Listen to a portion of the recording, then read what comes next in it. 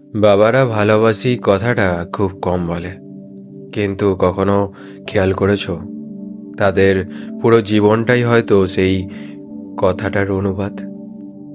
স্বাগতম অলিখিত কথার আজকের গল্পে। আজকের গল্পটা তাদের জন্য যারা বাবার ভালোবাসাটা বুঝতে একটু দেরি করে ফেলেছে। চলো শুরু করা যাক। অলিখিত কথা।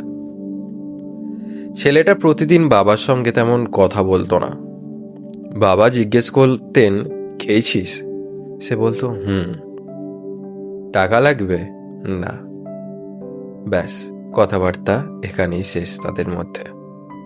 একদিন ছেলেটা রাতে বাড়ি ফিরতে দেরি করেছিল। দরজাটা খুলে দেখলো বাবা সোফায় বসে ঘুমিয়ে আছেন, টেবিলের ওপরে খাবার ঢাকা দেওয়া। ছেলেটা আস্তে করে বাবাকে ডাকলো। বাবা চোখ খুলে শুধু বললেন, এসেছিস? খাবারটা গরম করে খেয়ে নিস। তারপর আবার ঘুমিয়ে পড়লেন। সেদিন ছেলেটা প্রথমবার বুঝেছিল কিছু মানুষ আমি তোমার জন্য অপেক্ষা করছি বলে না, তারা শুধু দরজাটা খোলা রাখে। আজকের গল্প এখানেই শেষ, কিন্তু অনুভূতিটা শেষ হয় না।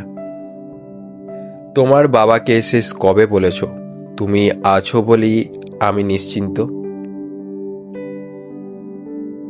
তোমারও জীবনে যদি কোনো গল্প যদি থেকে থাকে তো অবশ্যই আমাকে পাঠাতে পারো আমার ইনবক্সে। ধন্যবাদ।